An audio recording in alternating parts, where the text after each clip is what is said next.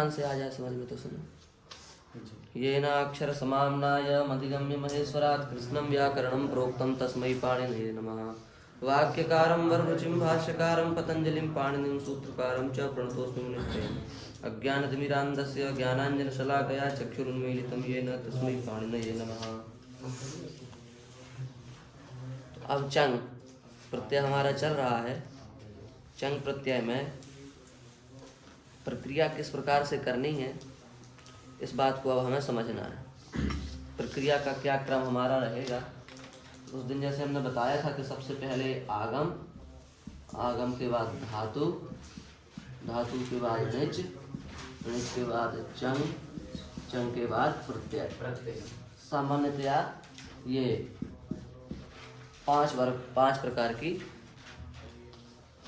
प्रकार की स्थिति सामने आएगी जब हम चंग बनाएंगे किसी भी धातु से, ठीक है ना। एक तो आगम रहेगा ही, धातु भी रहेगी और निच प्रत्यय भी लगाया जाएगा और निच से चंग लगेगा और चंग के बाद फिर जो भी अपना प्रत्यय लगाना होगा तीता अंति, उस हिसाब से प्रत्यय भी जोड़ा जाएगा।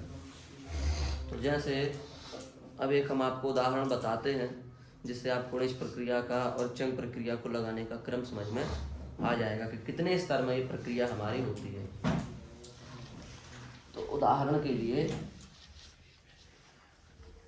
जैसे हमने ली धातु दा, दा धातु ली हमने दा, और इस दा धातु का हमको अब चंग प्रत्यय बनाना है। चंग प्रत्यय निच और चंग दोनों लगाने इस दा धातु से। तो अब हम किस प्रकार से लगाएं, यही बात है ना। सबसे पहले तो देखो, एक बात तो यह है कि आगम तो आएगा ही, ये अट या आठ ये तो आएंगे ही, बताए थे उसी दिन हमने। धातु आजादी होगी तो आठ आएगा और हलादी होगी तो अट आएगा, ठीक है ना। ये तो पक्का है, अट और आठ आगम अपने हिसाब से आएंगे। तो सबसे पहले हम अपनी क्या कर लेंगे, धातु को ले आएंगे और धातु को ला करके जो हमारा ऐसी स्थिति हमारी निच चंग और ता और आ, यही तो है। ये आगम हो गया, ये धातु हो गई, ये निच लगा दिया, निच से चंग लगा दिया, चंग से प्रत्यय आ गया ता, ठीक है। तो इस स्थिति में क्या करेंगे हम, इस स्थिति में हम तो दा धातु से निच किया हमने, दा धातु से निच किया और ऋजंत से क्या कर दिया, चंग कर दिया। दा धातु से निच के सूत्र से होगा अर्ति ह्री बिली री क्नूई क्ष्मायाताम पुंगड़ौ, इस सूत्र से क्या होगा निच। और चंग के सूत्र से होगा, हाँ इससे नहीं, क्या कह रहे हैं हम, श्री श्री द्रुश्रुभ्या कर्तरी चंग, इस सूत्र से हो जाएगा चंग। और निच प्रत्यय किससे लगेगा, दा धातु से हेतुमतिचा, हेतुमतिचा सूत्र से लग जाएगा निच प्रत्यय। और गणेश श्री द्रुश्रुभ्या कर्तरी चंग सूत्र से लग जाएगा चंग प्रत्यय। क्योंकि देखो निच प्रत्यय रे बिली थोड़ी नहीं लगाता, वो तो पुक आगम करता है। निच प्रत्यय लगाने वाले सूत्र हैं हेतुमतिचा, प्रयोजक व्यापार प्रयोज्य प्रयोजक भाव यदि बनता हो तो किसी भी धातु से हम निच प्रत्यय लगा सकते हैं। ये बात कौन बताता हमको, हेतु मति चा, इस सूत्र से बात पता चलती है। तो हेतु मति चा सूत्र से क्या लगा दिया हमने, दा धातु से निच, और श्री द्रुश्रुभ्या कर्तरी चंग से क्या लगा दिया, चंग। अब सबसे पहले हम करेंगे निच का लोप, पहला कार्य है ये, ठीक है। सबसे पहला कार्य क्या होगा प्रक्रिया में, लिख लो आप, ये प्रक्रिया का क्रम ऐसे ही चलेगा इसमें हर जगह लगभग। सबसे पहले हमें चंग में क्या करना है, निच प्रत्यय का लोप करना है। किससे होगा निच का लोप, णेर निटी, सूत्र भी लिख लो। निच का लोप करने वाला सूत्र जो है णेर निटी। अनिट प्रत्यय यदि सामने परे हो, अनिट आर्ध धातु प्रत्यय सामने हो यदि, तो निच प्रत्यय का लोप हो जाता है। अनिडादि आर्ध धातु प्रत्यय परे होने पर निच प्रत्यय का क्या होता है, लोप होता है। तो अब हमने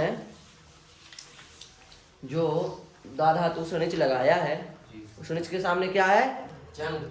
सब लोग बोला करो, निच के सामने क्या है, चंग। चंग चंग सेठ प्रत्यय है कि अनिट प्रत्यय है? अनिट। इसके अंदर आता है? नहीं आता, इसलिए कैसा प्रत्यय है? अनिट प्रत्यय। अनिट प्रत्यय परे मिल गया, अनिट प्रत्यय परे मान करके निज प्रत्यय का क्या हो जाएगा? लोप हो जाएगा। समझ गए? निज प्रत्यय का क्या हो जाएगा? लोप। ये पहला कार्य हुआ, तो निज प्रत्यय का लोप हो गया। अब क्या हुआ? अदा चंग त, यही स्थिति तो बनी। निज का लोप करके क्या बना? अदा चंग त। अब क्या करेंगे यहाँ पर? अब यहाँ वही हो गया, दो कार्य प्राप्त हो गए यहाँ। एक तो अंग कार्य भी प्राप्त है, माने अर्थ भी प्राप्त है, और अपना द्वित्व भी प्राप्त है। तो अब क्या करें? तो वही है, यदि अभ्यास के उत्तरखंड में आ दिख रहा है तो पहले द्वित्व करेंगे, बाद में अंग कार्य करेंगे। और यदि अभ्यास के उत्तरखंड में आ नहीं दिख रहा है तो पहले अंग कार्य करेंगे और बाद में, तो यहाँ क्या होगा? हाँ, द्वित्व होगा। फिर उसके बाद प्रत्यय लक्षण से पुख हो जाएगा, फिर द्वित्व होगा। द्वित्व हो गया ना, तो दा दा चंग हुआ, फिर निज को मान के दूसरी वाली दा को पुख हो गया, तो दा दा ऐसा होगा, ऐसा नहीं होगा। ऐसे होगा। पहले ही पुख हो जाएगा द्वित्व करने से। हाँ, पहले ही पुख होगा। अर्थ पुगणो सूत्र से पहले ही पुख हो जाएगा, ठीक है? तभी तो ह्रस्व होगा। ह्रस्व किससे होगा? दूसरी धातु हो जाएगा। हाँ, तो उपधातु तभी मिलेगी ना जब पुख हो जाएगा। हाँ, तो दूसरे वाले को विभव रहेगा केवल। हाँ, पुख करके देखो। देखो भाई, पुख करके तो होगा, ये बात तो है। ठीक, देखो सहजबोध में भी देखो, वहाँ भी यही लिखा है, पुख करके द्वित्व करना है। पहले पुख होगा, बाद में द्वित्व होगा। ये बात समझ लो कि जितने भी आगम होंगे, निज प्रत्यय में अपन ने आगम पढ़े थे, तुम थे? आगमों में पुक, युक, जुक, लुक, नुक, ये सब आगम पढ़े थे। ये सारे के सारे आगम पहले हो जाएंगे और द्वित्व उसके बाद में होगा। तो दादा तुमको क्या आगम प्राप्त है? पुक। तो पुक आगम प्राप्त है तो पुक हो जाएगा। तो आ दाप चंग ता, ठीक है? अदाप चंग ता, इतना हुआ।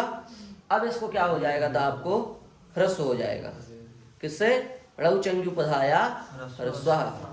चंग परक निज, यदि माने चंग परक निज प्रत्यय परे होगा तो दाप धातु को क्या, दाप में क्या हो जाएगा? ह्रस्व हो जाएगा। तो अब चंग तो है ही, और निच तो दिख नहीं रहा है ना, कि दिख रहा है निच आपको? निच का तो लोप कर दिया, लेकिन हम मान लेंगे कि यहाँ पर निच है। क्यों? क्योंकि पहले तो था ही, मूलतः तो था ही, अभी वर्तमान में नहीं दिख रहा है, तो हम ऐसा मान लेंगे कि यहाँ पर निच है। ऐसा मान करके इस दाप को क्या कर देंगे? हम ह्रस्व कर देंगे। तो बन जाएगा आ दप चंग ता। इतना कर दिया। दप करने का अब इसको करेंगे द्वित्व। तो आ दप दप चंग का आ और उधर ता। अब हलादी से आ तदप आता। अब इसको होगा संवद भाव, नया शब्द संवद भाव। अब इस शब्द को हम समझाएंगे, ठीक है? अभी तो ये समझ लो तुम, संवद भाव होगा। तो संवद भाव करके इसको हो जाएगा ई। तो अदि दप अत, इसको हो जाएगा दीर्घ, तो बन जाएगा अदि दपत। यही बनेगा ना? वैसे ऐसे ही किया है ना, जैसे हम बता रहे हैं ना। हाँ, इसमें ऐसे ही किया है, क्योंकि वहाँ अवर्ण नहीं है ना, इसलिए शायद पहले अंगकार हो जाएगा। हाँ जैसा भी है, अवर्ण मिलना चाहिए, पर यहाँ तो ही पहले किया है। तो अभी यही समझ लो कि जितने भी आगम है, चाहे पुक का हो, चाहे लुक का हो, चाहे नुक का हो, वो सारे आगम द्वित्व करने से पहले हमको कर देने हैं। बात समझो, कोई कठिन नहीं है, बिल्कुल सरल है, बिल्कुल खेल जैसा है, आप खेलते चलो। इसमें द्वित्व चंगी से होगा। हाँ, चंगी में तो अब देखो कितने कार्य हुए जो नए हुए। सबसे पहले निच का लोप, ये हमारे लिए नया कार्य है। इस पर नंबर 1 डाल के लिख लो निच का लोप। आप लोग इस पर लिख लो निच का लोप, ये पहला कार्य है। इसमें कार्य तो बहुत हुए हैं पर कुछ नए हैं कुछ पुराने हैं। जो पुराने हैं उनके लिए हम नंबर नहीं डलवाएंगे। जो नए हुए हैं बिल्कुल उनके लिए आप नंबर डाल लो। तो जैसे सबसे पहला नया काम हुआ निच का लोप, तो नंबर 1 निच का लोप। नंबर 2 पुक का आगम अंग कार्य, जो पुक का आगम किया है ये आगम वगैरह। Number 2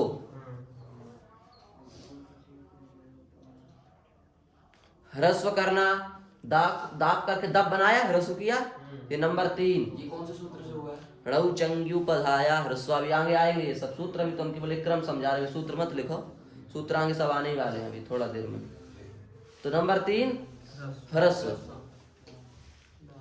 number 4 द्वित्व।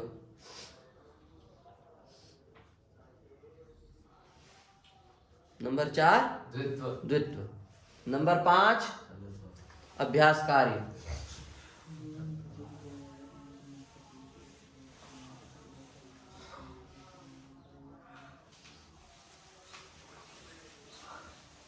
नंबर 6 सन्वद्भाव। सन्वद्भाव किया था ना बीच में हमने। नंबर 6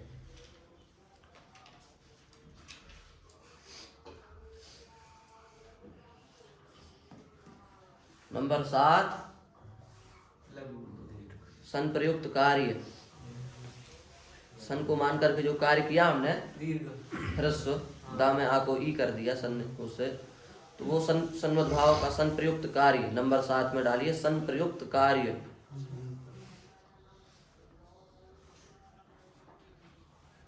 सन प्रयुक्त कार्य क्या हुआ? सन प्रयुक्त कार्य, दा को दी बन गया, ये सन प्रयुक्त कार्य। नंबर 8 दीर्घ। छोटी दी थी ये बड़ी दी हो गई नीचे आकर के, अदीदपत।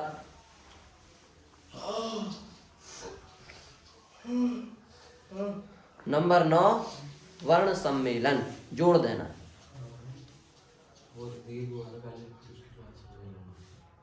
नंबर 9 सबको जोड़ देना।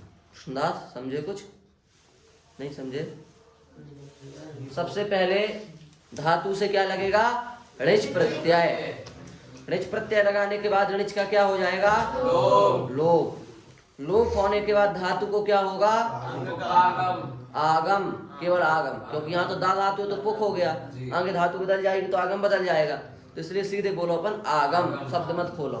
नंबर 3 क्या होगा? आगम। हाँ आगम। नंबर 4 क्या होगा? क्या बोलते हो? 3 नंबर ह्रस्व होगा और 4 नंबर द्वित्व होगा। अच्छा 3 नंबर ह्रस्व पर डाला, हाँ ठीक है। तो नंबर 3 क्या होगा? ह्रस्व। किसको ह्रस्व होगा? जिस धातु को हमने आगम किया उसको ह्रस्व होगा। जैसे इस दा को हमने पुक्का आगम किया ना, तो इसी दा को ह्रस्व होगा। पहले वाले दा को ह्रस्व मत माने, पहला तो है नहीं चक्कर इसमें। इसको ह्रस्व कर दिया तो क्या बन गया? दप। ह्रस्व करने के बाद क्या होगा? द्वित्व। द्वित्व करके क्या हो जाएगा? दप दप।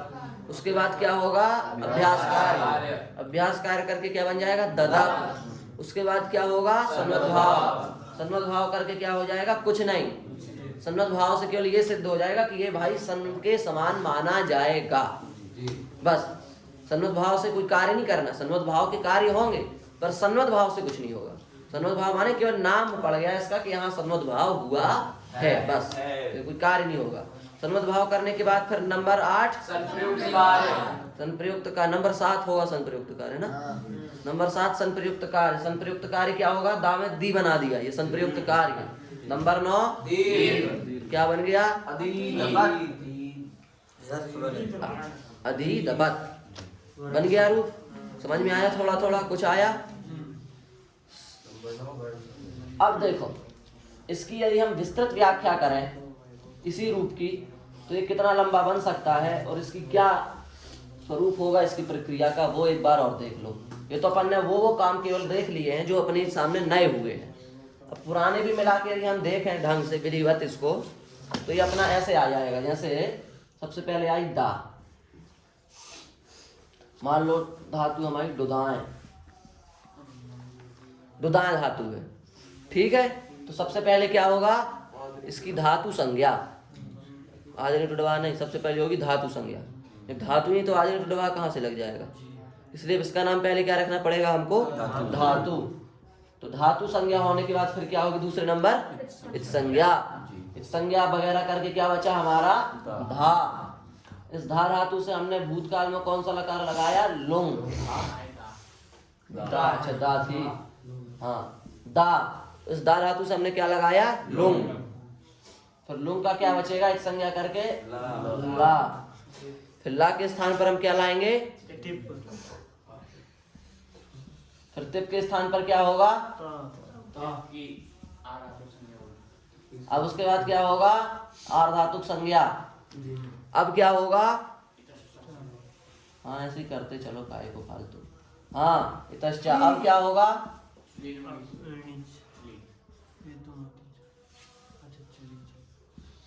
चिली के बाद क्या होगा, चंग कैसे लग जाएगा, पहले नीचे लगाना पड़ेगा।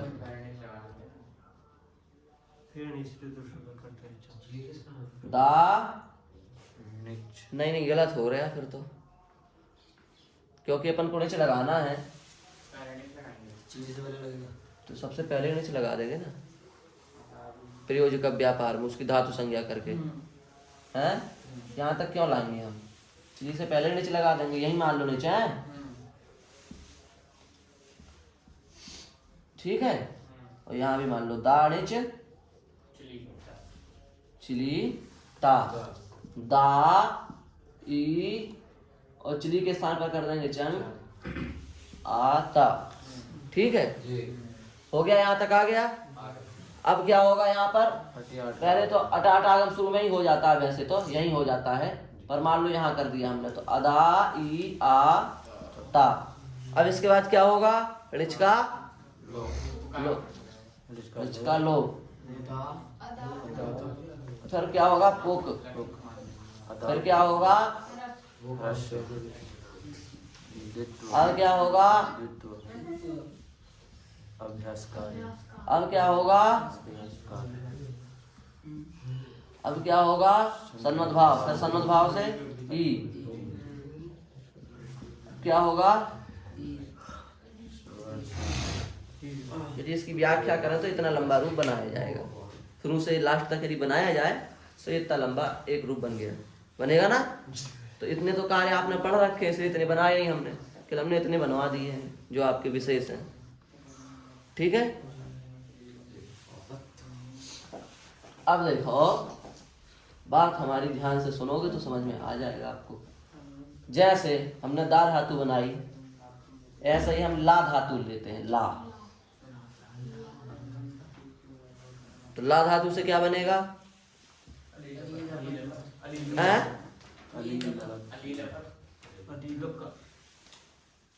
लीलो और नुक नुकावन ने तरफ से हम नहीं लगाओगे, तो क्या बनेगा, अली ललत, क्या बनेगा, अली ललत। कैसे बनेगा, हो जाएगा, तो दा, ला, अला, ई, अत, यहाँ तक तो आ जाएगी गाड़ी अपनी।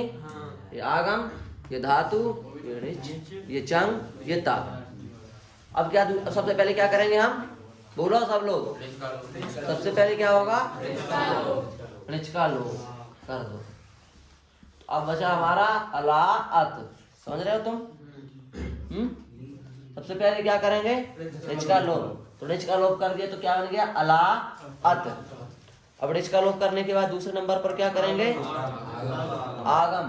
तो ला धातु को कौन सा आगम होगा, लोक।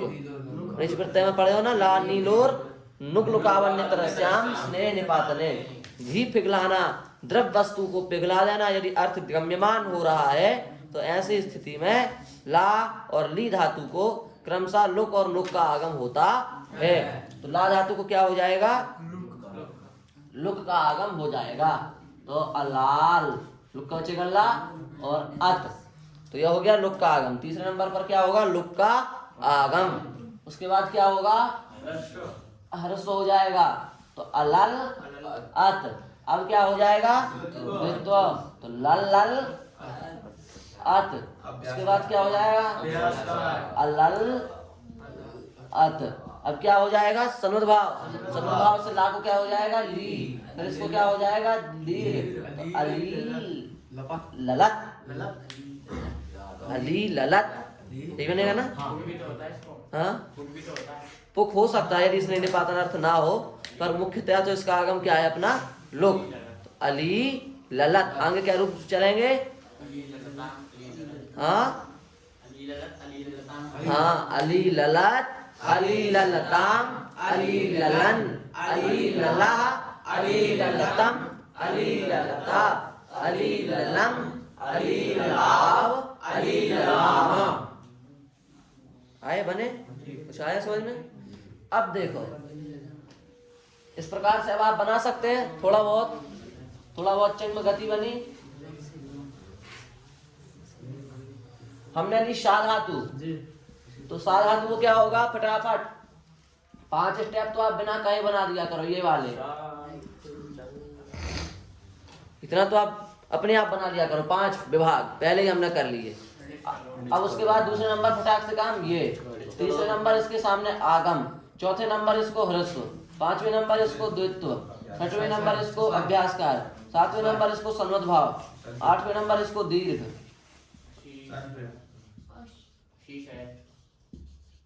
जोड़ दो अशीशयत। समझ में आने लगा ना? अशीशयत। हाँ ठीक है ना? हाँ।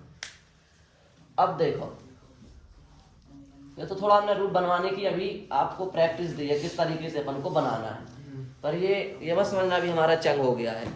अब इसमें से एक एक वर्ग उठाओ और एक एक की थोड़ा एक एक को समझो कि क्या क्या है। सबसे पहले हमने क्या कर दिया? सबसे पहले क्या किया हमने? चंग में ऋच का लोप। तो देखो, ये काम तो आपको आते हैं, इसलिए इनके हम को व्याख्या हम नहीं करेंगे। आगम आता है, फिर क्या आती है? धातु, फिर धातु के बाद क्या आता है हमारा? ऋच, ऋच के बाद क्या आता है? चंग, चंग के बाद क्या आता है? प्रत्यय।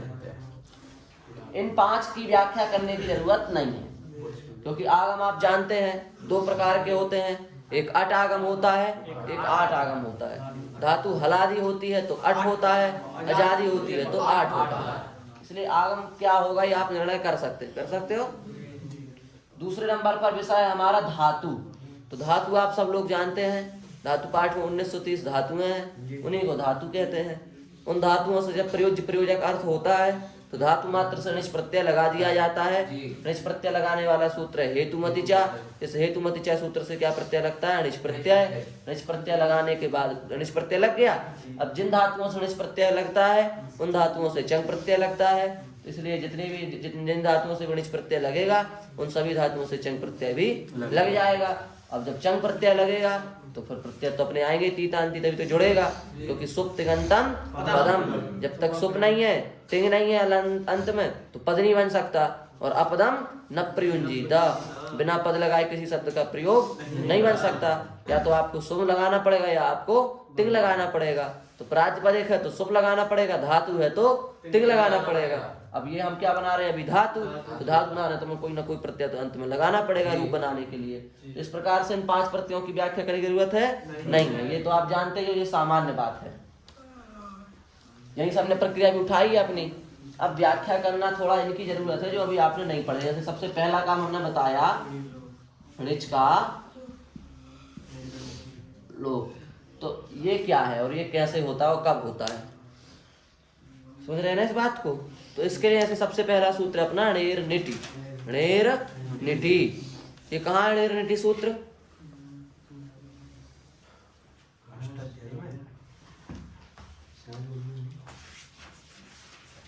णेर निटी सूत्र 3.1 का है, तृतीय अध्याय प्रथम पाद का सूत्र है। तृतीय अध्याय प्रथम पाद में देखो 20 से 40 नंबर सूत्र के भीतर है, जहां भी हो। हाँ, 6-4 है। हाँ, कैसे हो गया? 6-4 ये गलत कैसे हो गई? फिर उधर देखना जहाँ हम कह रहे हैं वहाँ कोई है क्या? गलती नहीं होनी चाहिए संख्या में। येलो के बाद आता है णेर लोप, उसमें दिया है णेर णेर णेर णेर णेर णेर। हाँ ठीक है, ढेर नेटी सही बात है, धोखा है हमको। तो अनिट आर्ध धातु प्रत्यय परे होने पर णी का क्या होता है? लोप होता है। इसका अर्थ क्या है? सबसे पहले लिखो णिच का लोप, उसके नीचे सूत्र लिखो लोप करने वाला णेर नीति। इसका अर्थ लिख लीजिए, अनिट आर्ध धातु प्रत्यय परे होने पर णिच का क्या होता है? लोप होता है। अर्थ लिखो इसका पहले, अनिट आर्ध धातु प्रत्यय परे होने पर णिच का क्या होता है? लोप होता है। णेर नीति अनिट आर्ध धातु प्रत्यय परे होने पर, अच्छा एक प्रत्यय लगा है ना यहाँ पर 20 से 40 में णिच रिंग, हमें यहाँ से धोखा था, णिच लग रहा है ना कमरिंग, ये सब परिणित प्रत्यय वाला वहाँ है सूत्र। ये देखो 25 पे सत्यापास रूप वीणा, ये है हेतुमती 26 पर, तो लग रहा था णिच का प्रत्यय पर यहाँ भी चला गया, यहाँ गया यंग यंग को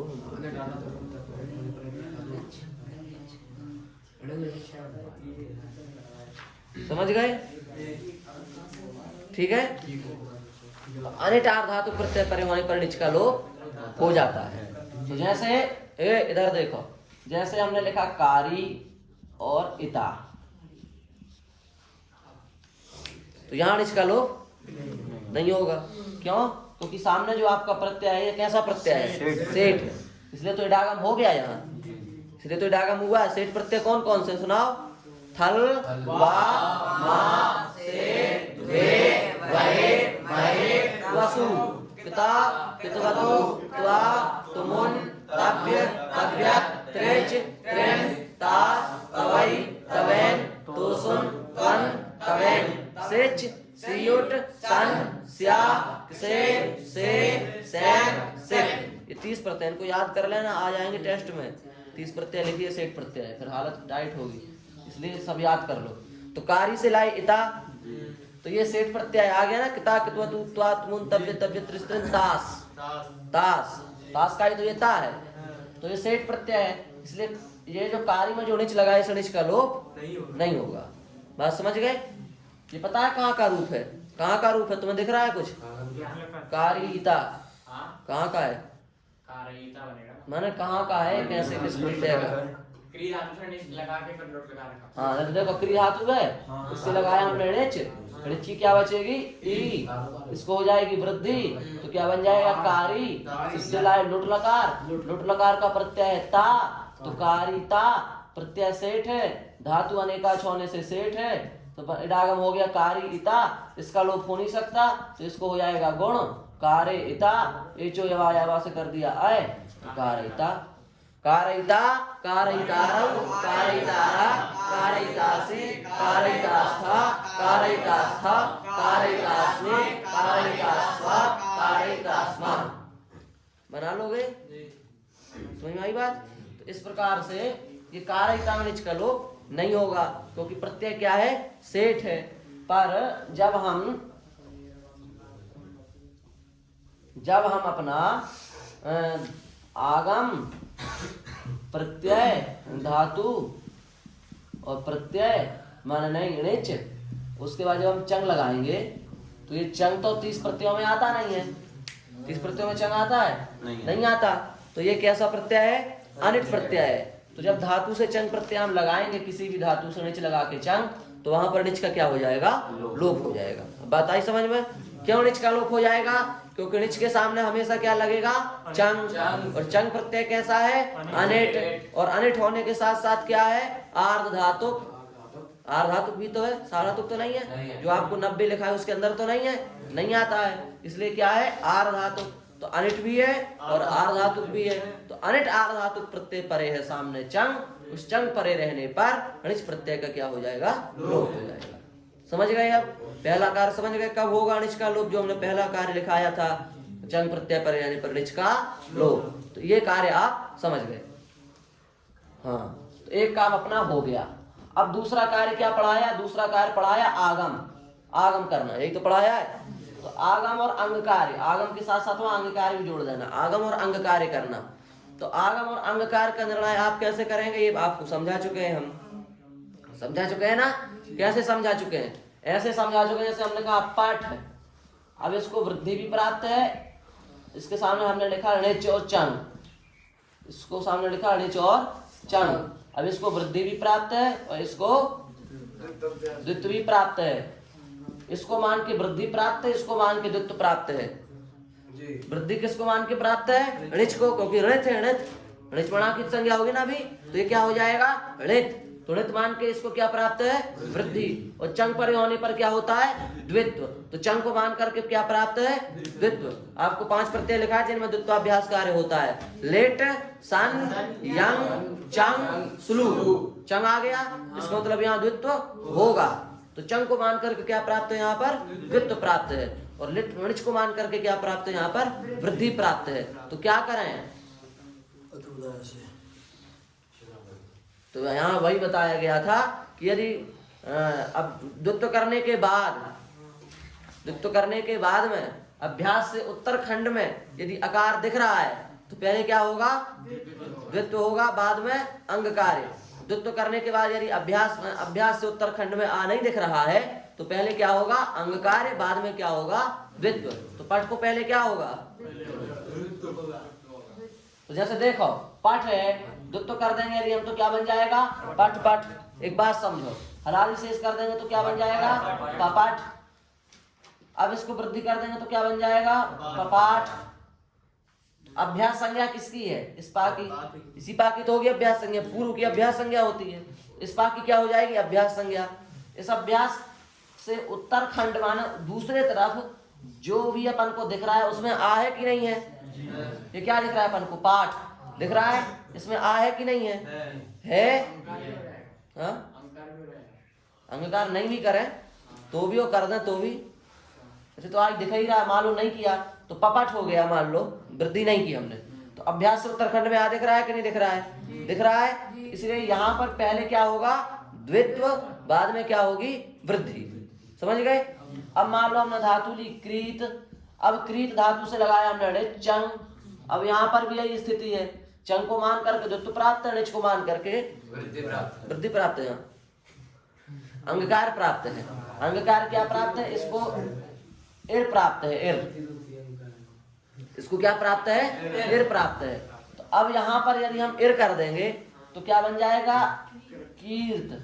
कीर्त ही तो बनेगा। इर को दीर्घ भी कर देंगे तो क्या बन जाएगा? कीर्त। इसको तो करेंगे तो क्या बनेगा? कीर्त कीर्त। हलादी शेष कर देंगे तो क्या बन जाएगा? कीर्त। और द्वित्व आप सब कर देंगे कोच वगैरह तो क्या बन जाएगा? चिकीर्त। अब अभ्यास क्या है यहाँ पर? ये ची। अभ्यास से उत्तरखंड क्या है? यहाँ कीर्त। अभ्यास से उत्तरखंड में आ दिख रहा है? नहीं दिख रहा है ना? इसलिए यहाँ पहले क्या होगा? अंग कार्य, बाद में क्या होगा? द्वित्व। पर यहाँ पर अभ्यास से उत्तरखंड में आ दिख रहा है? दिख रहा है। इसलिए यहाँ पहले होगा द्वित्व, बाद में होगा अंग कार्य। यदि द्वित्व करने के बाद अभ्यास से उत्तरखंड में अर्थात अभ्यास के पश्चात अर्थात अभ्यास के बाद में आ दिख रहा है तो पहले होगा द्वित्व, बाद में होगा अंग कार्य। और यदि अभ्यास से उत्तरखंड में आ नहीं दिख रहा है तो पहले होगा अंग कार्य, बाद में होगा द्वित्व। तो ये निर्णय आपको करना है कि पहले अंग कार्य होगा कि पहले द्वित्व होगा। इसका निर्णय आप इसी विधि से करेंगे। अभ्यास से उत्तरखंड में आ दिख रहा है तो पहले द्वित्व होगा, अभ्यास से उत्तरखंड में आ के अलावा कोई दूसरा अक्षर दिख रहा है तो पहले अंग कार्य होगा। बात समझ गए? तो इस विधि से अपन निर्णय करेंगे। और आगम तो पहले ही होगा, आगम तो फर्स्ट काम है, हो जाएगा। पर अंगकार में कैसे निर्णय करना है? ऐसे करना है। समझ गए? अब जैसे हमने कहा गम, तो गम धातु को हम भाई वृद्धि भी प्राप्त है, द्वित्व भी प्राप्त है। तो गम धातु को क्या होगा? पहले द्वित्व होगा, बाद में क्यों? क्योंकि भाई गम धातु को जब हम द्वित्व करके अभ्यास कार्य कर देंगे तो गम धातु अभ्यास के बाद आ दिखेगा कि नहीं दिखेगा? दिखेगा। अब मान लो हमने उदाहरण के लिए लिया लिख, तो यहाँ पर पहले अंग कार्य होगा कि पहले द्वित्व होगा? हाँ, पहले अंग कार्य होगा क्योंकि अभ्यास से उत्तरखंड में आ नहीं है। दिख रहा है तुमको? आ नहीं। क्यों? क्योंकि मान लो आप द्वित्वाभ्यास कार्य करके क्या बनाओगे? लिलेख या लिलेख बना लो, या लिलेख कुछ भी बना लो। अभ्यास से उत्तरखंड में आ दिख रहा है? नहीं दिख रहा है ना? इसलिए पहले क्या हो जाएगा? अंग कार्य, बाद में क्या होगा? द्वित्व। और यदि आ दिख रहा है आपको तो पहले क्या होगा? द्वित्व, बाद में होगा। बात आई समझ में? नहीं आई? आ गई ना? अब तो तुमको आई। तो इस हिसाब से अपन इसका निर्णय करेंगे कि पहले अंग कार्य करना है कि पहले द्वित्व करना है। इसका निर्णय हो जाएगा इस तरीके से। अब तीसरे नंबर पर क्या लिखाया गया आपको? ह्रस्व करना। ह्रस्व करना, ह्रस्व करना। इसके लिए आप ह्रस्व करने वाले को भी थोड़ा समझ लो। ह्रस्व करना नंबर 3 की व्याख्या चल रही है, ह्रस्व करना। इसका क्या सूत्र है? तो सबसे पहले सूत्र लिख लो।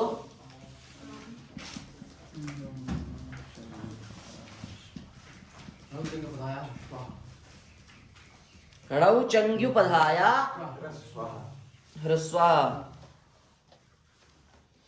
णौ चंग्युपधाया ह्रस्वा।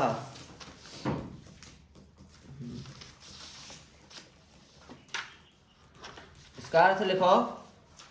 वैसे तो इसका अर्थ बहुत उस तरीके का है, पर आप सीधे सीधे लिख लो।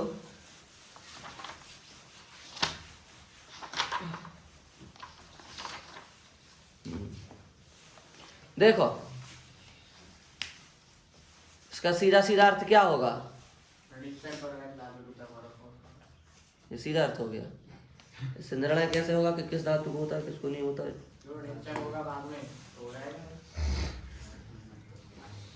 धातु में ह्रस्व वर्ण होना चाहिए, समझ गए? धातु में ह्रस्व वर्ण यदि हो, नहीं है ऐसा, नहीं है ऐसा, ऐसा कहाँ है? चंग परक निच प्रत्यय परे होने पर लिखो इसका अर्थ। चंग परक निच प्रत्यय परे होने पर,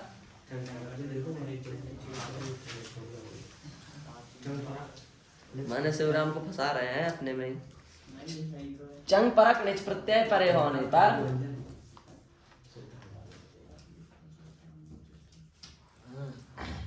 उपधा को ह्रस्व होता है।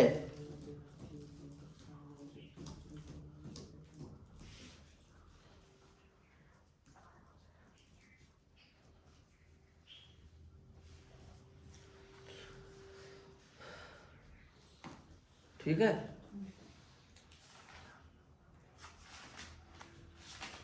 क्या उदाहरण है इसका भाई? अनिनियत बन सकता है? हाँ, अभी गलत भी है। जाएगा ना?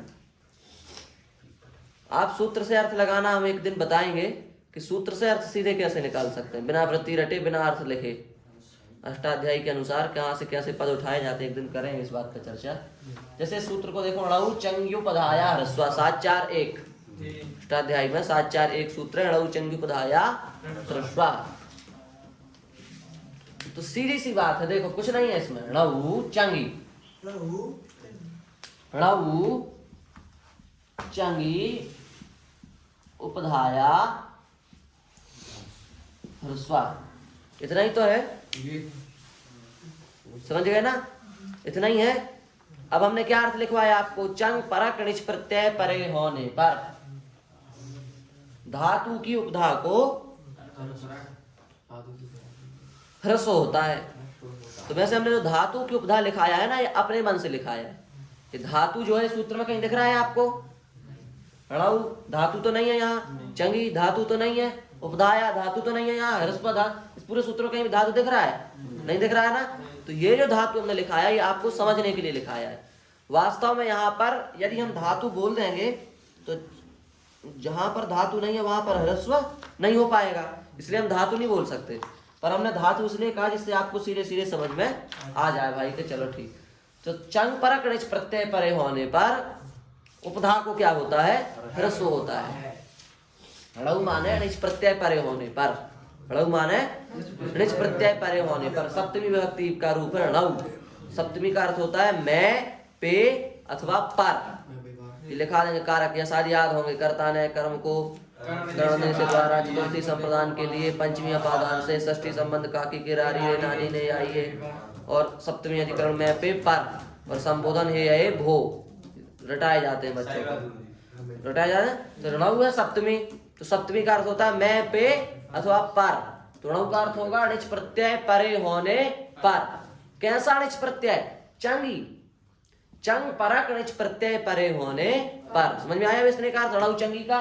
णौ चंगी मतलब चंग परक निच प्रत्यय परे होने पर, अर्थात ऐसा णिच जिस णिच के बाद चंग प्रत्यय लगाया गया हो। ऐसा णिच जिसके बाद चंग प्रत्यय लगाया गया हो। चंग परक णिच प्रत्यय का यही अर्थ होता है। ऐसे बहुत शब्द आएंगे व्याकरण में, इसको बस इस बात को समझ लो। रामयस परक गोपाल जी हो तो, अर्थात रामयस बाद में होगा, गोपाल जी उनसे पहले होंगे। समझ में आई बात? समझ में आई ना बात? हरिओम परक कृष्णदास, अर्थात हरिओम बाद में होगा, कृष्णदास पहले होगा। परक जिसके साथ जुड़ जाए वो बाद में, और परक जिसके साथ ना जुड़े वो पहले। समझ में आया? जैसे अपना ये जो है रामकृष्णदास परक रामयस, अर्थात रामकृष्णदास कहाँ होंगे? बाद में, और रामयस कहाँ होगा? पहले। समझ गए ना? ऐसे ही चंग परक णिच प्रत्यय परे होने पर, अर्थात चंग होगा बाद में, णिच होगा पहले। समझ में आई बात? तो लघु चंगी का अर्थ हुआ चंग परक णिच प्रत्यय परे होने पर, अर्थात ऐसा णिच जिसके बाद चंग हो। तो क्या होता है भाई? ऐसा णिच तो बहुत जगह मिलेगा, पर क्या करना है? तो कह रहे हैं उपधाया, उपधा को क्या होता है? ह्रस्व, ह्रस्व होता है। किसकी उपधा को ह्रस्व होता है? उपधा तो बहुत जगह है, शब्दों में भी उपधा मिल जाएंगी, धातुओं में भी उपधा मिल जाएंगी, प्रत्ययों में भी उपधा मिल जाएंगी। किसकी उपधा को ह्रस्व करने चले महाशय? तो कह रहे हैं कि 6, 4, 1 अष्टाध्यायी में, आप 6वां अध्याय 4था पाद 1 नंबर सूत्र खोलेंगे तो वहां पर अधिकार है अंगस्य। अंगस्य सूत्र वहां लिखा है अष्टाध्यायी में। तो अंगस्य सूत्र का अधिकार चलता है वहां से, उसका अधिकार बहुत लंबा 7वां अध्याय तक जाता है। तो 7वां अध्याय पढ़ रहे हैं, ये कहाँ का सूत्र है? 7, 4, 1। 7वें अध्याय के अंदर आ गया ना ये, तो इसलिए यहाँ पर अंग आ जाएगा, अधिकार चल रहा अंग का, तो ये अपने आप यहाँ आ जाएगा। तो लघु चंगी, चंग परक णिच प्रत्यय परे होने पर उपधा को ह्रस्व होता है। किसकी उपधा को? अंग के उपधा को। अंग लग जाएगा यहाँ जाकर के। तो किसकी उपधा को ह्रस्व होता है? अंग की उपधा को क्या होता है? ह्रस्व होता है। अंग जानते हो, समझाया था ना उस दिन, जो प्रत्यय जिससे किया गया उस प्रत्यय के परे आने पर उसकी अंग संज्ञा होती है। समझाया था ना एक दिन? हाँ। तो जैसे अब हम उदाहरण लें, भू भू नहीं, पहले हम ऐसे एक साथ नहीं कर रहे। भू पहले लगा दो, आ भू णिच चंग ता।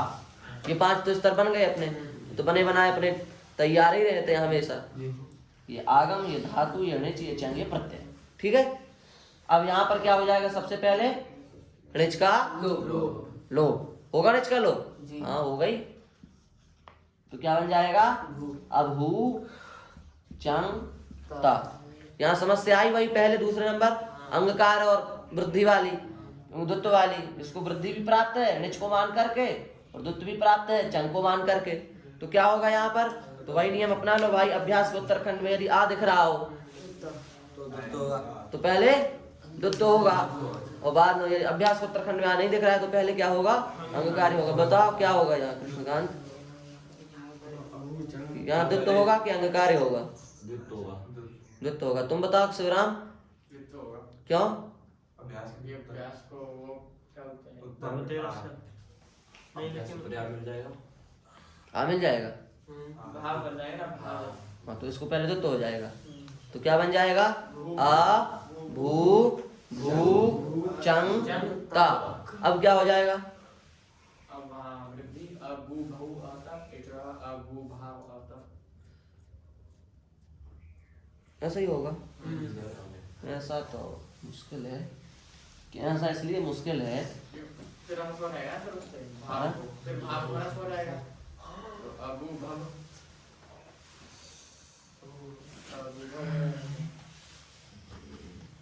चलो ठीक है, अब ऐसे कर लो, बात जज नहीं रही है, पर चलो अभी कर लो, काम चलाने। अभू भू अत चंका और तावर, ठीक है, अत सीधे कर दिया हमने। ठीक है? अभ्यास को उत्तरखंड में आ दिख रहा है, इसलिए पहले द्वित्व कर दिया, कहने का मतलब ये है। अब इसको कर दी हमने बाद वाले को वृद्धि, अभू भाऊ अत। ठीक है? अब इसको कर दिया हमने इचोयवायावा से आ, अभू भाव अत। ठीक, इतना हो गया। अब देखो, चंग परक णिच प्रत्यय परे होने पर, ऐसा चंग, ऐसा णिच जिसके पहले, जिसके बाद में क्या हो? चंग हो। अभिनिच है नहीं, अभिनिच है नहीं है, पर मान लेंगे यहाँ पर निच प्रत्यय था तो है, समझ गए ना, था तो है। जैसे चंपा का फूल इस कमरे में रखा हो, बड़ी खुशबू आई, अब कुछ देर बाद चला गया, अब कोई आदमी यहाँ आया, बड़ी अच्छी सुगंध आ रही है, यहाँ चंपा का फूल रखा था पर सुगंधी तो अभी भी है ना उसकी। ऐसा ही है निच, अभी तो था ही, दिख ही रहा था, दिखना बंद हो गया पर खुशबू तो है उसकी, तो मान लेंगे कि यहाँ निच है। और सामने क्या है, अत, समझ गए। तो निच परक चंग प्रत्यय, चंग शंकाई तो ये आ है, तो चंग भी मिल गया और निच भी मिल गया। तो अंग है भाव, तो उसकी उपधा में क्या है, आ, उस आ को क्या हो जाएगा, ह्रस्व। तो जो अपना भू और माने भू तो है और अगर भाव जो है वो क्या बन जाएगा, समझ में आया, नहीं आया समझ में? ऐसा हर जगह हो जाएगा, ऐसी एक जगह की बात नहीं है। अनि नाय अत, यहाँ भी यही स्थिति है, चंग परक निच प्रत्यय है और यहाँ नाय में बड़ा आ है, इसको हो जाएगा ह्रस्व, अनि नय अत। अब ये अपन ने पढ़ा था ये अदा दाप, यही तो पढ़ा था अभी अधिक पद जब अपन ने बना रहा था, इसको हो जाएगा ह्रस्व, दाप को दब बन गया। बात आई समझ में? तो जहां भी ह्रस्व होगा किस सूत्र से होगा, इसी सूत्र से होगा। ह्रस्व करने वाले सूत्र का नाम क्या है, लघु चंग पधाया।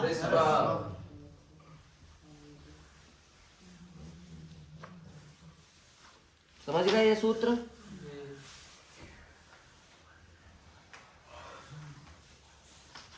लघुचंग पधाया ह्रस्व, इस सूत्र से ये कार्य ह्रस्व वाला कार्य हो जाएगा। 1 2 3 4 5 6 नहीं, हाँ ठीक है, 1 2 3 सुना होती है, ठीक है।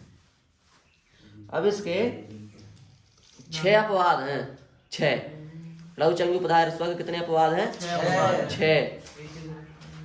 काशिका वृत्ति के हिसाब से देखोगे तो सब दिख जाएगा, क्योंकि लघुचंग पधाया ह्रस्व है 7 4 1, अब 7 4 2, 7 4 3, 7 4 4, 7 4 5, 7 4 6, 7 4 7, 7 4 8, यहाँ तक के सूत्र 8 तो ज्यादा माने कितने अपवाद, 6 अपवाद बताए ना, तो 8 तक क्यों, 7 तक जाएंगे। एक तो मान लो वो हो गया, ये हो गया अपना लघुचंग पधाया ह्रस्व, और 1 2 3 4 5 6, ये इसको हटा, 8 वाली संख्या को हटा।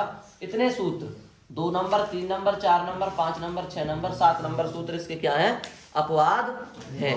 और हमें ये पढ़ने पड़ेंगे, ये नहीं पढ़ेंगे हम तो चंग प्रत्यय हम पूरे तरीके से नहीं बना सकते, तो इनको हम पढ़ेंगे, पर कब, अभी नहीं, थोड़ा इसको हम कुछ देर के लिए रोक देते हैं कि पढ़ा दें, साथ ही साथ पढ़ दो, छोड़ो।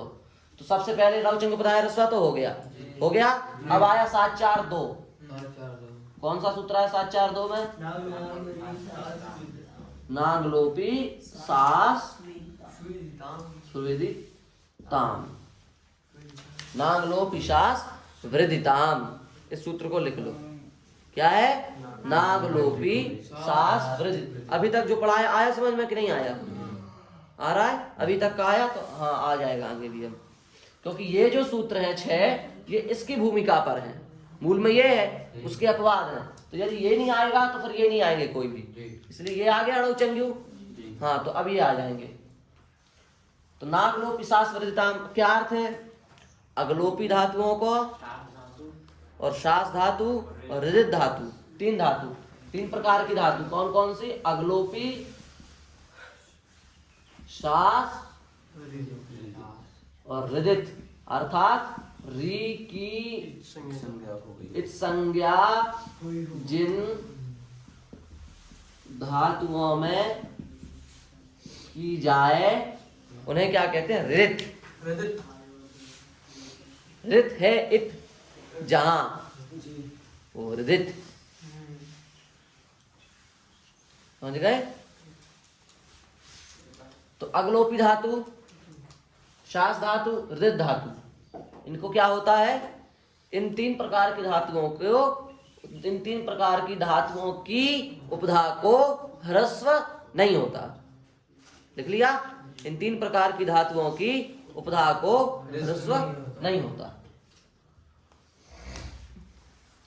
अगलोपी धातुओं की पहचान निश्चित नहीं है। अगलोपी धातुएं कई जगह हैं और कई जगह बन जाती हैं नहीं होने के बाद भी, पर एक मोटी मोटी पहचान के रूप में यदि आपको हम बताएं तो 1608 से और 1700 तक की जो धातु हैं वो अगलोपी हैं। 1700 तक बस 1608 से 1700 तक की जो धातुएं हैं वो क्या है, अगलोपी हैं। और भी कई जगह मिल सकती हैं आपको, पर यहाँ पर एक साथ है इतनी। कितनी धातुएं टोटल गिनी आए तो 92। ये बात धातुएं क्या है, अगलोपी हैं। इन धातुओं के अभ्यास को ह्रस्व नहीं होता। और सास धातु में केवल सास एक, और इसमें कितनी आ गई 92। सास धातु को भी उपधा को ह्रस्व नहीं होता और हृदित धातुओं की उपधा को भी ह्रस्व नहीं होता। हृदित धातुएं कितनी है, हृदित धातुएं भी बहुत हैं, 1-2 नहीं है कि गिनती कर लें, 50-60 है। तो हृदित धातुओं की उपधा को भी क्या हो जाता है, हृदित धातु लिखने की जरूरत नहीं है। आप जैसे हमने कहा श्लाघ्री, इधर देखो, हमने कहा श्लाघ्री, श्लाघ्री कहा, अनुनासिक लगा दिया, रिकित संज्ञा हो गई, क्या बचा श्लाघ। अब रिकित संज्ञा हो गई ना इसमें, तो हृदित धातु हो गई। 152 नहीं, एक और जोड़ देना। समझ गए, तो ये हृदित धातु हो गई। समझ में आई बात, इसमें रिकित संज्ञा हो गई तो ये हृदित धातु हो गई। इस प्रकार से जिन धातुओं में भी रिकित संज्ञा हो जाए उन सबको क्या कहा जाता है, हृदित। जैसे आप और भी ले सकते हो, यात्री, बाध्री, गाध्री, नाथ्री, नाध्री, लिख दें, 5 लिख दें आपके सामने। ऐसे जितनी भी हृदित धातुएं हैं, इन धातुओं से भी, इन धातुओं की उपधा को भी ह्रस्व नहीं होता। बात आई समझ में। कितनी प्रकार की धातुओं की उपधा को ह्रस्व नहीं होता। एक में जिनकी जो धातु अगलोपी हैं, जिन धातुओं में आ का लोप हो चुका है, जैसे 1608 से 1700 तक 92 धातु हैं जिन धातुओं की आ का लोप हो जाता है, उन धातुओं की उपधा को ह्रस्व नहीं होता। और सास धातु की उपधा को भी ह्रस्व नहीं होता और हृदित धातुओं की उपधा को भी ह्रस्व नहीं होता। उदाहरण एक एक ले लो सबके, एक एक उदाहरण सबके हम दे देंगे, जिससे आपको ये भरोसा हो जाए कि वास्तव में नहीं होता। तो कहोगे क्या प्रमाण कि नहीं होता, देख लो तो समझ में आएगा कि नहीं होता। धातु ली हमने माल, माल धातु ली, धातु ही माल है। तो अब इसको हमने कर दिया, क्या बनेगा इससे, माल माल तो हो जाएगा ना, ममाल। और इससे लाए हम चंग, ऋच का लोप हो गया, यही समझो। और अत का एक ऑप्शन देता, चंग का ही तो अत बनता था जाकर के, अब ता। तो चंग फरक नहीं प्रत्यय यहाँ भी परे, ऋच तो आ जाएगा जैसे वहां मान लिया था, यहाँ भी मान लेंगे हम। चंग फरक है, चंग भी है, तो माल में उपधा आ है, इसको छोटा होना चाहिए कि नहीं होना चाहिए, होना चाहिए। पर ये कैसी धातु है, अगलोपी। अगलोपी होने से इसको क्या होगा, ह्रस्व नहीं होगा। नहीं होगा तो सीधे जोड़ दो, अम मा लत। पहचान कैसे की अगलोपी की, 1608 से 1700 तक की धातु आप याद कर लीजिए, आपको पहचान हो जाएगी कि अगलोपी है। इतनी याद करेंगे अपने आप पहचान हो जाएगी कि अगलोपी है। बात आगे ना समझ में। तो इस प्रकार से यदि हम टेस्ट में दें तो हम लिख देंगे वहां की अगलोपी है, क्योंकि अभी तो आपको पहचान नहीं है, ठीक है ना। और यदि कोई पूछे तो आपको वहां पूछना, या तो आपको अपने पास धातु पाठ रखना होगा, तो आप देख लो फटाक से 1608 से 1700 तक भीतर तो नहीं आई, नहीं तो उससे पूछना होगा कि अगलोपी तो नहीं पूछ रहे हैं, अब नहीं तो याद करना होगा, ठीक है। अगले टेस्ट में अगलोपी तो होगा। तो अगलोपी समझ गए अब इस प्रकार से। और शास को भी ऐसे ही ले लो, शास धातु है, इसको भी हमने कर दिया शशास, अटागम कर दिया अशशास, और चंग का चा और ता, अशशास अत। तो यहाँ पर भी चंग पर अकनिश प्रत्यय परे है, सास धातु उपधा में आ है ना बड़ा, इसको ह्रस्व होना चाहिए, पर ये शास का आ है, इसलिए इसको भी ह्रस्व नहीं होगा। सीधे जोड़ दो, अश शा सत, अश शा सत, यही तो बनेगा। अ शा शा सत, अश शा सत बना। इसको भी ह्रस्व नहीं आ रहा है समझ में? आ रहा, इसको भी ह्रस्व नहीं होगा। अब री का ले लो, हृदय धातुओं का तो हमने धातु ली बाध्री, बाध्री समझ रहे हो ना कृष्णदास? आ रहा है तो बाध्री में री की संज्ञा हो जाती है, तो क्या बन जाएगा? बाध। तो हृदय धातु हो गई ना, ये हृदय हो गई। अब इसको दुत्त वगैरह करके क्या बना लेंगे हम? बबाध। अटागम कर देंगे, उधर चंग लगा देंगे, उधर ता ले आएंगे। यहाँ पे चंग पर निच प्रत्यय है सामने, उपधा में बड़ा आ है, इसको ह्रस्व होना चाहिए, पर ये कैसी धातु है? हृदय। हृदय होने से इसके उपधा को भी ह्रस्व नहीं होगा। इसको सीधे जोड़ दो, अब बाधत, अबबाधत, अबबाधताम, अबबाधन, अबबाधा, अबबाधतम, अबबाधत, अबबाधम, अबबाधाव, अबबाधाम। बन गए? हाँ, ये हो गए तीनों के उदाहरण, अग्लोपी धातु का भी, शास धातु का भी और हृदय धातुओं का भी। इन तीन प्रकार की धातुओं के उपधा को ह्रस्व नहीं होगा। ये किसका अपवाद है? णौ चंगी उपधाया, वो ह्रस्व करता है उपधा को, इसने मना कर दिया। अपवाद बना कि नहीं बना? बन गया। तो एक सूत्र तो ये हुआ इसका, जो पहला जो अपवाद है, पहला अपवाद आया समझ में? आया। दूसरा है, ये थोड़ा कठिन है, ध्यान देना इस पर। भ्राज, भास, दीप, जीव, मीन, पीड़ा, मन्यतरस्याम। भ्राज, भास, दीप, जीव, मील, पीड़ाम, मन्यतरस्याम। कितनी धातु जाएंगे इसमें? एक तो आई भ्राज, दूसरी भास, तीसरी दीप, चौथी जीव, पांचवी मील, छठी पीड़। इन 6 धातुओं को चंग परक निच प्रत्यय परे होने पर विकल्प से ह्रस्व होता है। वो नित्य कर्ता चंग उपधाया ह्रस्व, इसने विकल्प कर दिया, माने एक बार ह्रस्व होगा, एक बार ह्रस्व नहीं होगा।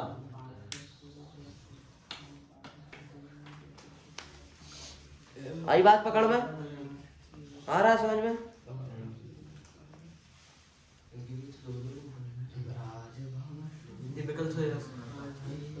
विकल्प से ह्रस्व करता है, ठीक है।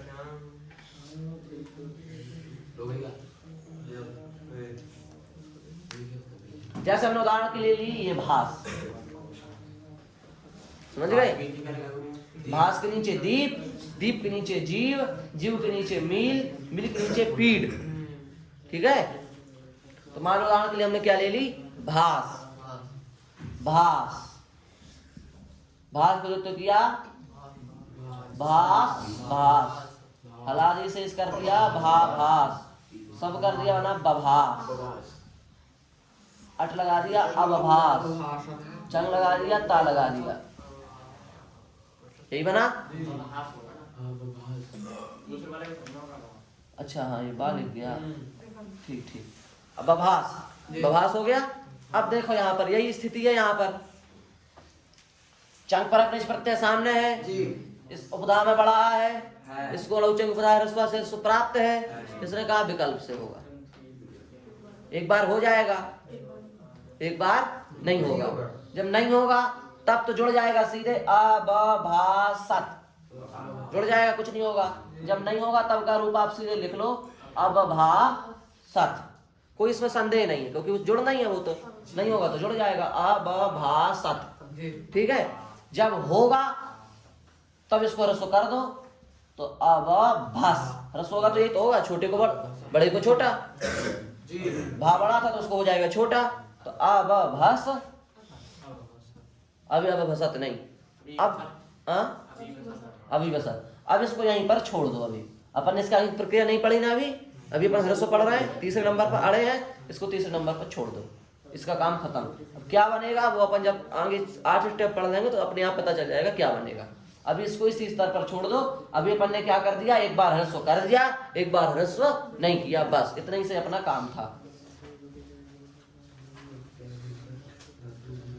धातु बदल दो, धातु की हमने दीप ये ले ली, द्वित्वाभ्यास कार्य करके बनेगा दिदीप,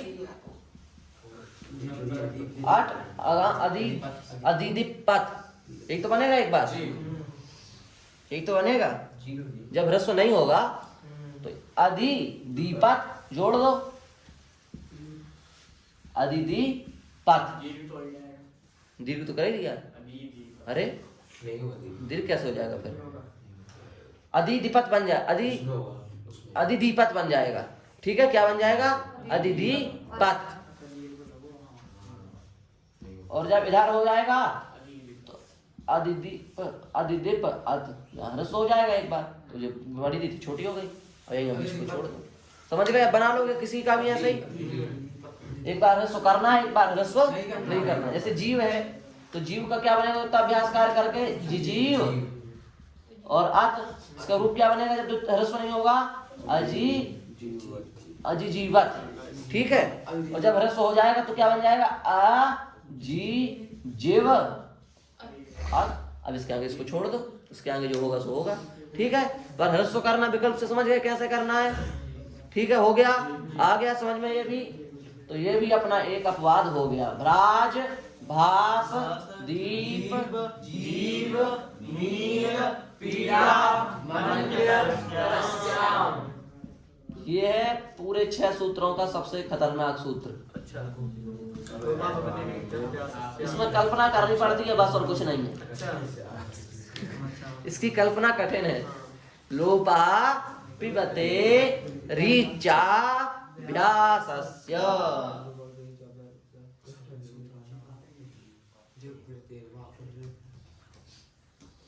लोपा पिबते ऋचाभ्यासस्य।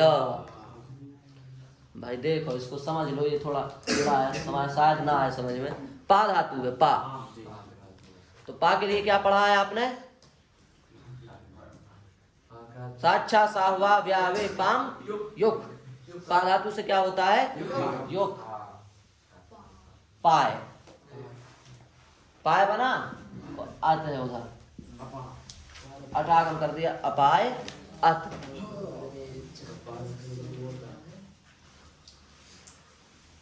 अब यहाँ पर क्या होगा? उपधा का लोप। किससे? इससे उपधा का लोप होगा, उपधा का लोप होगा, अभ्यास को दी होगा।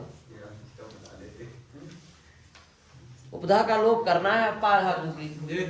लोपा पिबते ऋचा अभ्यासस्य का अर्थ लिख लो पहले, आप लोगों को अर्थ पता नहीं है। लोपा पिबते ऋचा अभ्यासस्य का पा धातु को चंग परक, पा धातु, हाँ, पा धातु की उपधा का चंग परक निच प्रत्यय परे होने पर लोप होता है, और अभ्यास को इकार आदेश भी होता है। हाँ, इकार आदेश होता है। ठीक, बड़ी।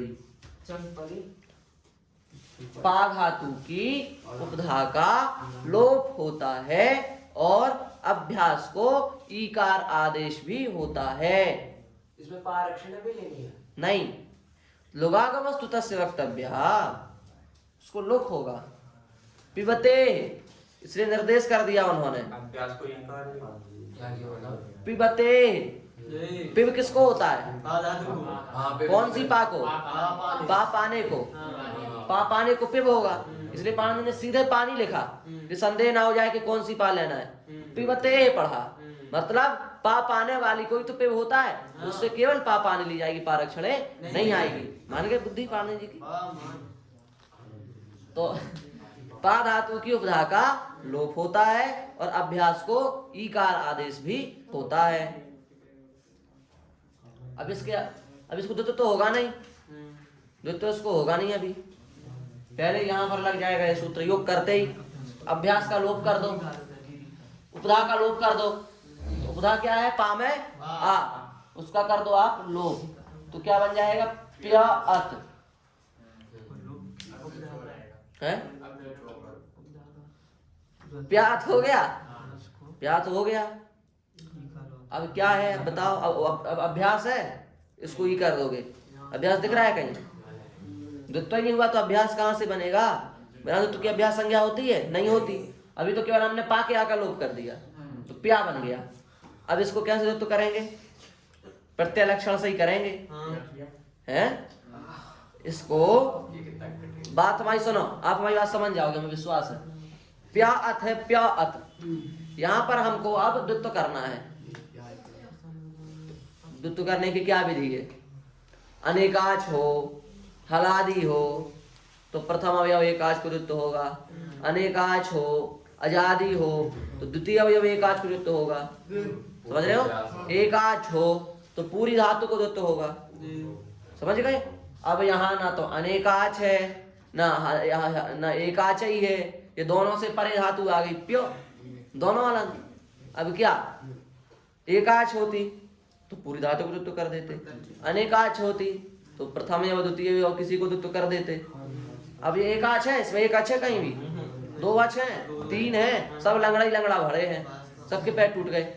अब द्वित्व करने की बड़ी समस्या आ गई, इसको द्वित्व हो सकता है? नहीं हो सकता। द्वित्व करना है, यदि द्वित्व नहीं करेंगे तो सूत्र गलत हो जाएगा ना। सूत्र में लिखा अभ्यास को ई होता है, फिर अभ्यास द्वित्व नहीं करेंगे तो अभ्यास मिलेगा? नहीं मिलेगा। अभ्यास को ई होगा तो फिर सूत्र गलत हो जाएगा ना।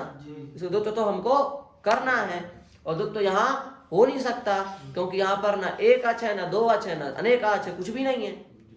तो क्या करें? इसके लिए हमको एक विद्या का प्रयोग करना पड़ेगा। समझ गए? कौन सी विद्या है? उस पर सिद्धांत में पाए पाए कर दिया पहले। हाँ और इसमें स्थानीय भाव। हाँ, फिर सीधे उन्होंने कर दिया अभ्यास करो और एक साथ है। उनका काम ठीक है, सरल है, ये थोड़ा कठिन है। क्या कर दिया हमने? अब इसको हम करेंगे प्रत्यय लक्षण। प्रत्यय लक्षण जानते हैं? प्रत्यय लक्षण माने जैसी मूल स्थिति थी वही स्थिति इसकी हम मानेंगे, इसका नाम है प्रत्यय लक्षण। तो प्या की मूल स्थिति क्या थी? पाए थी ना, पाए ही थी ना। इसको हम क्या मान लेंगे? पाए, पाए मान लेंगे। इस प्या को क्या मान लेंगे? पाए। और फिर पाए को हम क्या, अब पाए, अब इसमें तो एक आ गया, अब तो एक आज हो गई, अब तो इसको तो हो सकता है ना। अब हम कर देंगे पाए पाए अत। समझ गए? क्या कर देंगे? पाए पाए अत। अब हमने ये, समझो बात को, हमने ये पाए द्वित्व करने के लिए ही ना किया था। अब द्वित्व तो हो गया है, अब द्वित्व हो गया तो अब पाए हम रखेंगे? नहीं रखेंगे। अब हम इसको सीधे क्या बना देंगे? फिर से प्या अत। कल्पना चल रही है, ये चल रहा, समझ में आया? पहले प्या था, इसको द्वित्व नहीं हो सकता, इसलिए इसको हमने क्या मान लिया? पाए। पाए मान करके क्या कर दिया? द्वित्व। हमारा काम बन गया तो फिर से हमने इसका पैर तोड़ दिया, तो इसको फिर से क्या बना दिया हमने? प्या। तो पाए प्या अत बन गया। अब इसका करेंगे हम हलादि से, पाप्य अत, अपाप्य अत, यहाँ तक बन गया। अब सूत्र क्या कहता है?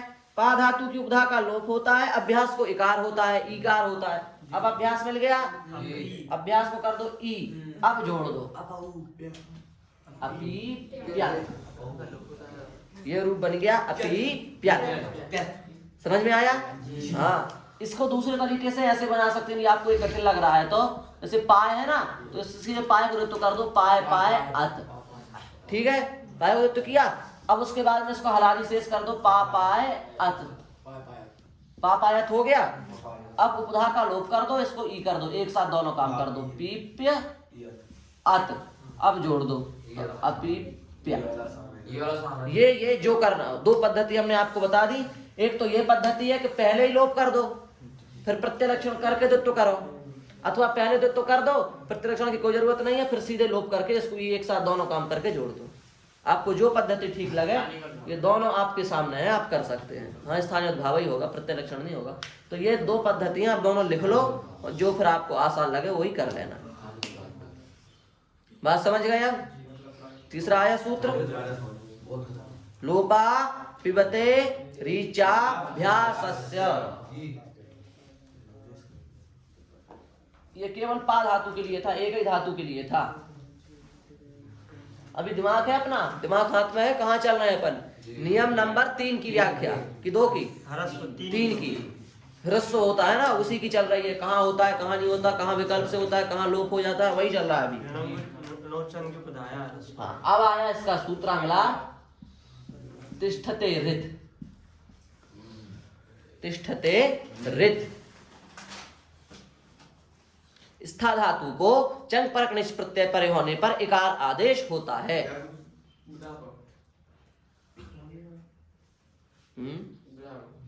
हाँ, इसमें उपधा नहीं है। हाँ है। चंग परक निच स्था धातु की उपधा को चंग परक निच प्रत्यय परे होने पर क्या होता है? इकार आदेश होता है। इकार ह्रस्व इकार। तिष्ठते इत इति तपरग्रहणात् तपरग्रहणात् ह्रस्व इकार एव अत्र स्वीकृता न तो दीर्घेकारः।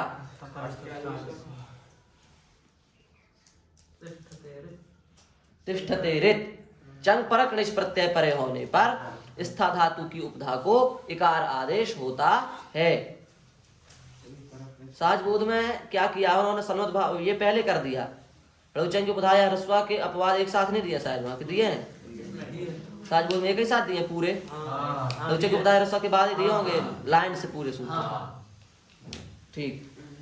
चंग परक निच प्रत्यय परे होने पर स्था धातु की उपधा को क्या हो जाता है? इकार आदेश होता है।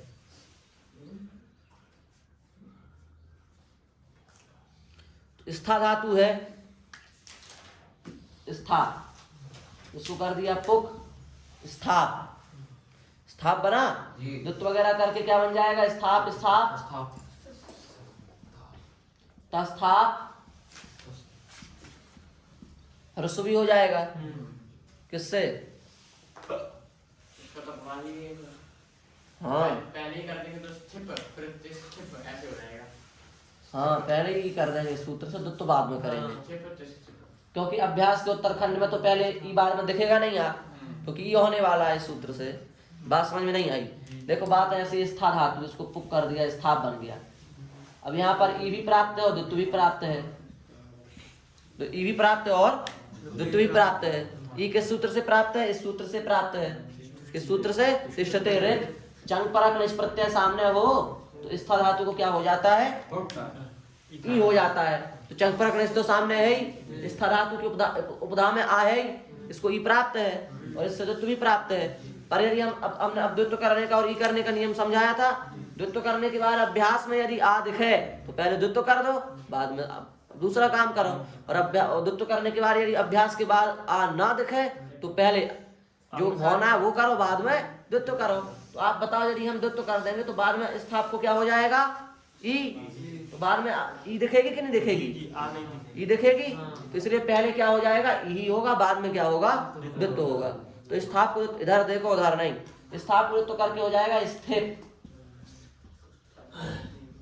और अत, चंका उधर ता अत।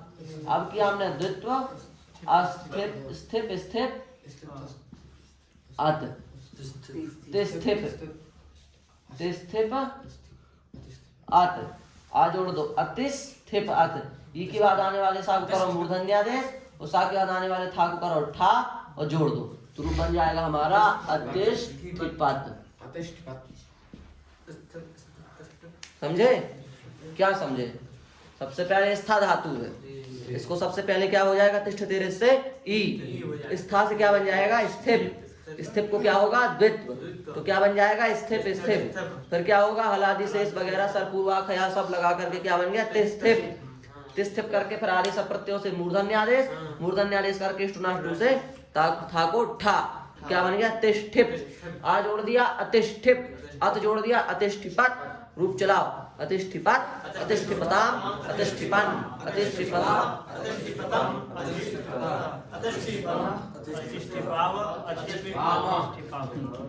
अतिष्ठिपत अतिष्ठिपताम अतिष्ठिपन अतिष्ठिपा अतिष्ठिपतम अतिष्ठिपत अतिष्ठिपम अतिष्ठिपाव अतिष्ठिपाम। यहाँ जो स्थान को स्थाप हुआ, पुक्का का हुआ ना जी, बन गया तिष्ठते रित। उसके बाद में अगला सूत्र है जिघ्रतेर्वा।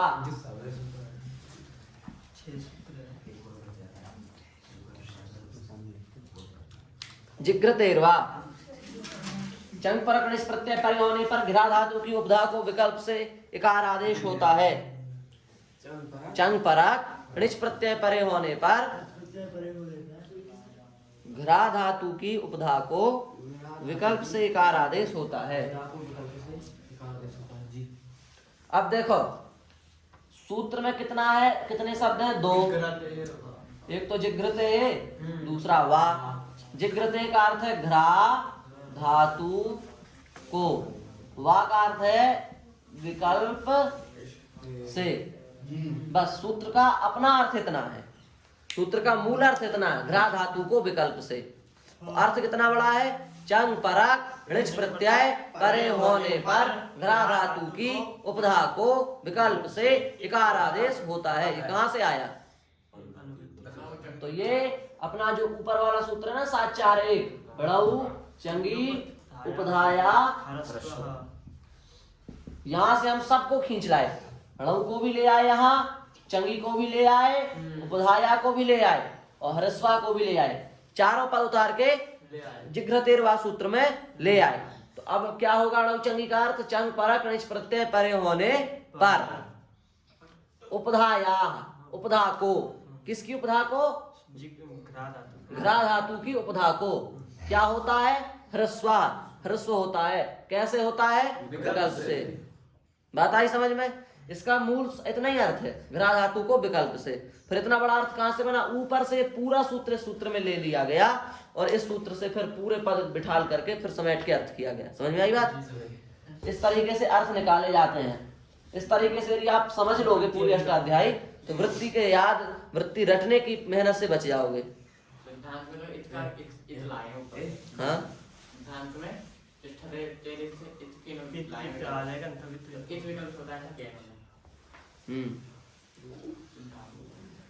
तो ह्रस्वा क्यों लाएंगे ना, इथी तो लाएंगे। तो चंगी पदाय ह्रस्वा छोड़ देंगे, क्योंकि ह्रस्वा ले आएंगे तो फिर तो ह्रस्व होगा ना, करना ई है तो तिष्ठ तेरे सही ई लाएंगे। सही बात है जिघ्रतेरवा में।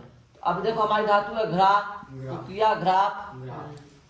अब यहाँ भी वही स्थिति है, इसको क्या हो जाएगा? ई हो जाएगा, इसको बाद में ई हो जाएगा, इसलिए पहले ही कर दो ई, क्योंकि बाद में तो वो आ दिखेगा नहीं, ई हो ही जाएगा। तो हमने कर दिया घृप, द्वित्व किया घृप घृप, हलादि शेष किया घृप घृप, चू लगा दिया जिघ्रिप, अडागम कर दिया अजिघ्रिप, अत लगा दिया जोड़ दिया अजिघ्री,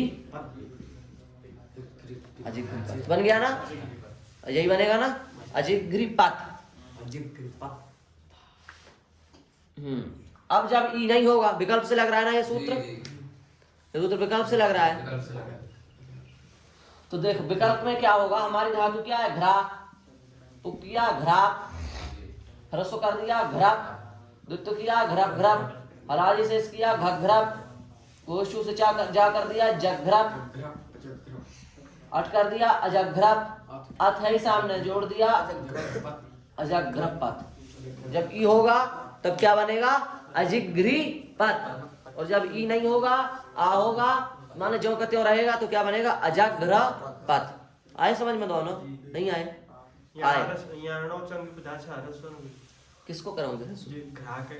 तो वहां तो पहले ही हो गया ना, वो तो पहले ही ह्रस्व कर देंगे ना, ऊपर ही, वो तो पहले ही हो गया वो का। अजिघ्रिपत अजिघ्रपत। अब अंतिम सूत्र बचा इसका अंतिम सूत्र बचा है उर्रित।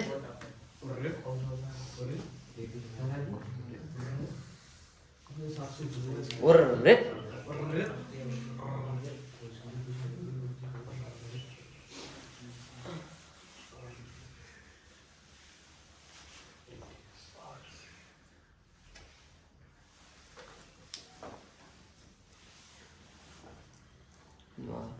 बड़े अच्छे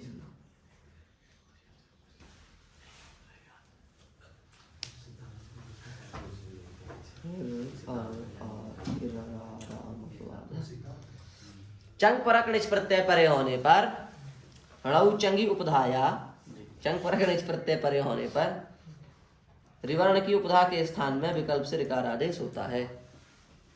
आपको अर्थ करने की विधि पता है कब तक आएगी समझ में? आप अर्थ करने लगेंगे जब आपका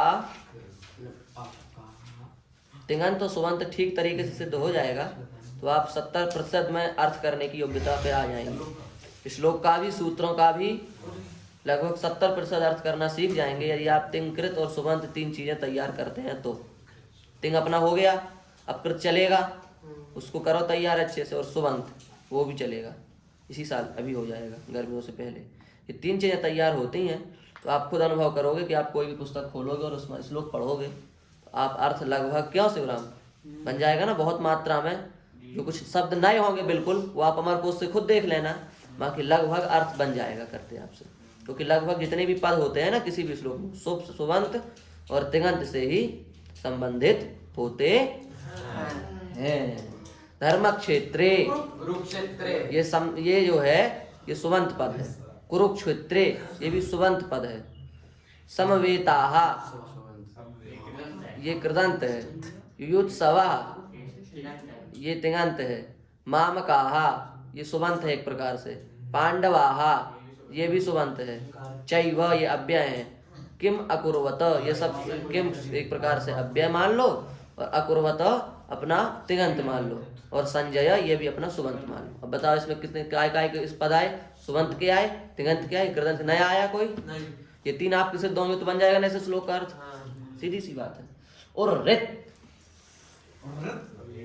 चंग परक निच प्रत्यय परे होने पर, चंग परक निच प्रत्यय परे होने पर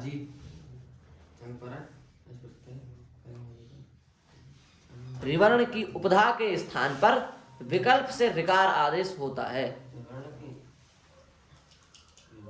की उपधा के स्थान पर विकल्प से ऋकार आदेश होता है। इराराम पवादा, इराराम पवादा है ना। लीक तुम क्या खोले हो? हाँ, सिद्धांत वालों ने बहुत नकल की है, का सिद्धांत ऐसी बात नहीं है, बहुत उतारा है, अपनी खोपड़ी बहुत कम ही लगाई है उन्होंने। चंग परक निच प्रत्यय परे होने पर विवर्णांत धातुओं की उपधा के स्थान पर विकल्प से ऋकार आदेश होता है। उदाहरण दिए उसमें इराराम के, सबके उदाहरण नहीं दिए होंगे पूरे, नहीं तो जो कि त्यों नकल हो जाएगी ना, फिर गड़बड़ है। एक चीज उतार ली बस मूल। जैसे हमने धातु ली क्रीत, क्रीत, इसको पहले तो होगा कि पहले इसको माने पहले अंगकार होगा, क्या होगा सूर्यमणि? पहले अंगकार होगा, वाह। पहले अंगकार होगा तो इसको क्या हो जाएगा? कीर्त। अंगकार करके इर हो जाएगा ना, इर्थ, तो क्या हो जाएगा? कीर्त। अब इसको तो करेंगे तो क्या बन जाएगा? चिकीर्त। अट कर देंगे तो क्या बन जाएगा? अचिकीर्त। अत जोड़ देंगे तो क्या बन जाएगा? अची कीर तत्, एक तो बनेगा अची कीर तत्, ये बनेगा, समझ गए? ये बन जाएगा चक्र अच्छी अच्छी तत्, ठीक है, ये भी सही है। अब जब एक बार हमने कहा क्रीत, अब लगाएंगे हम उर्रित। पहले ही रसो कर दो है, हाँ पहले ही रसो कर दो। तो क्रीत है तो उसको हमने रसो करके क्या कर दिया? सूत्र से कृत, सूत्र से री हो गया ना इसको, तो क्या बन गया? कृत। अब इसको हमने युक्त किया तो क्या हो गया? कृत कृत, हलादेश किया, ककृत, कोष्ठु कर दिया, चकृत, अट कर दिया, अचकृत, उधर जोड़ दिया अत, अचकृतत्। अभी इतना बना, अभी आगे नहीं जाना अपन को, यहाँ तक अपन ने कर दिया। एक बार ह्रस्व कर दिया, एक बार ह्रस्व नहीं किया। जब ह्रस्व नहीं किया तो क्या बना? अचकीर्तत्। जब अपन ने ह्रस्व कर दिया तो अभी क्या बना? अचकृतत्। समझ गए यहाँ तक? ये अपने लौचंग पदाया ह्रस्व के 6 अपवाद हो गए। कौन कौन से? लौचंग पदाया ह्रस्व का पहला अपवाद नागलोपी शास वृद्धिताम, अगलोपी धातु, शास धातु और वृद्ध धातुओं के उपधा को ह्रस्व नहीं होता है। तीसरा राजभास दीप जीव मील पीड़ा मन्य तरस्याम, ब्राज भास दीप जीव मील और पीड़, इन 6 धातुओं का जो माने उपधा है उसको विकल्प से ह्रस्व होता है। उसके बाद लोपा पिबते रीचाभ्यासस्या, पा धातु की उपधा को चंग परक निच प्रत्यय परे होने पर उपधा का लोप होता है और अभ्यास के स्थान पर इकार आदेश भी, ईकार आदेश भी होता है। उसके बाद में चौथा सूत्र है तिष्ठते रित, स्था धातु की उपधा को चंग परक निष् प्रत्यय परे होने पर इकार आदेश होता है। उसके बाद है जिग्रतेर्वा घ्रा धातु की उपधा को चंग परक निष् प्रत्यय परे होने पर विकल्प से इकार आदेश होता है। उसके बाद है उर्रेत चंग परक निष् प्रत्यय परे होने पर विवर्णांत धातुओं की उपधा को विकल्प से ऋकार आदेश होता है। ये चंग प्रत्यय परे होने पर चंग परक निष् प्रत्यय परे होने पर अंग कार्य करने वाले 7 सूत्र संपन्न हुए।